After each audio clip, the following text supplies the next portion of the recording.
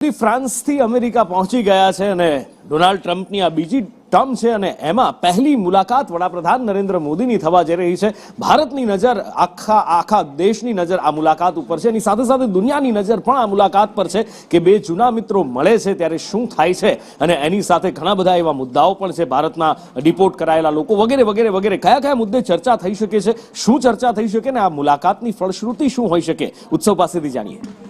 જી નુપુર, આ મુલાકાત જે છે તે ખૂબ જ હાલ રસપ્રદ રહેશે ભારતીયો માટે, કારણ કે ઘણા બધા એવા નિર્ણયો કે ઘણા બધા એવી યોજનાઓ છે તેના પર ચર્ચા થઈ શકે છે। H1B વિઝા છે, સાથે જ ઇમિગ્રન્ટ્સને લઈને હાલ મુદ્દો ખૂબ ભારતમાં ચર્ચાયો છે। આ ઇમિગ્રન્ટ્સને લઈને ઘણી બધી મહત્વની ચર્ચા થઈ શકે છે। સાથે જ પીએમ મોદીનું ભવ્ય